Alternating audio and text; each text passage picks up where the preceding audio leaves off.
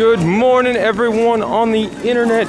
It is your boy, the legend. Hello, coming at you live from the Universal Islands of Adventure. Once again with my main man, Matt Grass. What's guys. up? And we're here early, like everyone else is here early. See if we can catch a soft opening of the Wizarding World of Harry Potter. Now, it's only been open about a week or so, and this is my third time going. I'm hoping I'm going to turn this corner and see that gate wide open, and we could go play.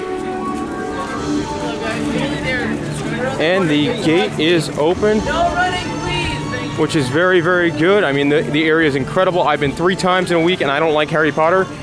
I've seen 2 movies, but it's awesome. Matt Grass has never been here before. Very excited, very excited. He's excited. All right, it is, you know, it's so awesome. Today with this video, we're going to take you on a tour, show you some of our favorite parts of the land. Some really cool stuff here, so I hope you enjoy it. The soft opening gates are wide open, and here we go. And here we are in the Hogsmeade Village. You got the train over here to my right, the town up here, and out in the background is where we're headed, the Hogwarts Castle, home to the big ride. We'll talk to you more over there. All right, you come around the corner, and boom, the castle hits you right in the face. A really, really incredible sight, just awesome. And as good as it looks on the outside, it is even better on the inside. Matt, first time seeing the castle up close, what do you think? It's amazing when you're coming around the corner. Yeah. Out front, they got the wait time sign. Unfortunately, right now, 45 minutes, which sucks, but that's all right, because it's got pretty much the coolest queue line you'll ever see. Over here, you got the test seats for the incredible roller coaster ride system. But I know I fit on, so I'm going to head right inside. Now, on top of being one of the most incredible rides ever built, it's also got one of the most incredible queue lines ever built. So once we get inside the queue itself, we're going to turn you on and show you some of the highlights. Now, the majority of the queue line is actually outside here in this greenhousey area. So during the summer, you're going to be waiting hour-long lines in this part here. Today, we're getting lucky. This is the shortest wait I've seen in the 3 days I've been here for it. But there's a lot of queue outside. But once you get to the queue line inside, for probably about the last 25 minutes of the wait, it is absolutely incredible. But the outside stuff, prepare to wait a long time and in a pretty warm area here in this greenhouse type building. All right, so we're finally done with this extending greenhouse, super million degrees queue, and about to go into the big door, which leads you into the attraction itself, and there's about 20 minutes of queue line inside, but it is incredible. It's, you know, without a doubt, the best queue line I've ever seen. I've been in my fair share. Now I'm going to show you some of the highlights in the queue once we get inside.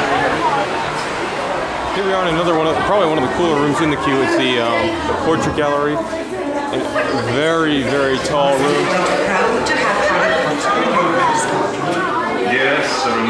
And the portraits talk. It's really neat. And they talk to each other. Different heads of the houses: Gryffindor, Slytherin, Hufflepuff, and Ravenclaw. Embarrassed that I know that. But that's what you get for showing up at Potter World 3 times, and you know, in the first week it's open, you learn things. But it's really cool. Honestly, all of you, we have guests. Night vision.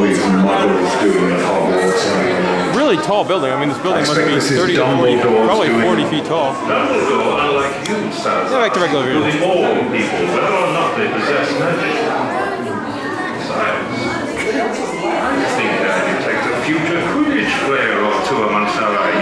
Very cool though, very neat. It's like a pretty nasty lot to me. Perfect. This room kind of dark for the video, but you're welcomed in the queue line by Dumbledore in his office. A cool effect where he's there talking to the people in the passing by the queue line. Now again, another very large room and a lot of detail, so I'm going to try and turn on the night vision to get some of this. All sorts of stuff. I'm sure this probably makes a lot more sense if you've seen one of the movies than 2 of them. Like this thing probably has some sort of relevance. Again, a very cool room. Of course, these days, he's best known by another. And a very cool effect over there. Lord Voldemort. There it goes. 3 months on these invisibility clubs. I think it's an idea without a more. We've got to have all of those visitors go to Ben's lecture. And if the bomb should give us the boot. Have you got a better idea? Keep your voices down. Everything's going to be fine, but let's make this quick. Excuse me, we reckon we should all Here we are in one of the final scenes in the queue line, and this is probably my favorite animatronic in all of the Harry Potter and the Wizarding World. It's a really advanced version of the sorting hat, but it's just really, really neat.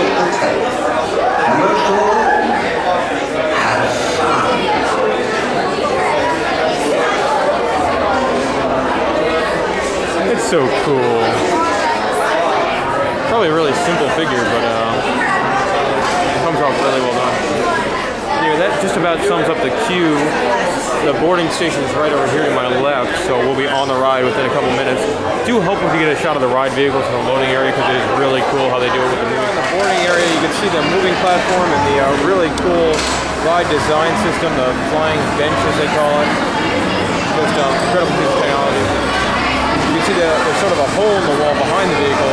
And they do a really good job of hiding the vehicle so you don't know that you're on this giant robot arm. Sure. Of course, all rides must end in a gift shop, and Harry Potter and the Forbidden Journey is no different. But the merchandise is actually really, really cool. As Matt Crass is going to show off one of our favorite things, the puppet. Ah, come on, how cool is that? Were you leading us up? Owl puppet. Walking around. Very, very cool. Merchandise actually here is really a strong item. Some of it's really cool. We'll point it out as we get to the other areas. Matt, first time on the ride, what are your thoughts? Our ride's amazing. There's endless possibilities for the future. Yeah, the technology is incredible. The scenes are awesome. Now let's get out of the store because there's a million people in here. Oh, yeah. And I've been on the ride a couple of times now, and I'm pretty well traveled in the theme park world, and I gotta say, out of all the rides I've been on, it's probably number 2 on my favorite rides ever list.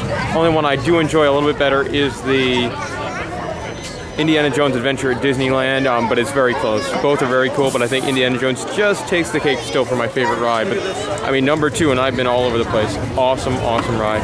Now let's go check out the rest of the Wizarding World. So with the changeover, the Flying Unicorn became the flight of the Hippogriff. And now it's the same exact ride, just a little bit different. They added some nice touches though. I thought they did a good job with the makeover. I'm going to show you some of the highlights as we walk here on the queue. Not nearly as tall. You do get a great view of the castle from on the roller coaster though. Over here you have the Hagrid's hut. Now I've only seen 2 of the movies, but by far Hagrid was my favorite character. And pretty, it's your average family kids roller coaster. One cool thing, it's hard to picture him, but they do have an animatronic version of the, I guess it's the Hippogriff, or Buckbeak is his name. He sort of greets you as you come over the ride right onto the lift hill. Really neat, like something cool, because I love animatronics, I love technology, and it's cool to see any of them.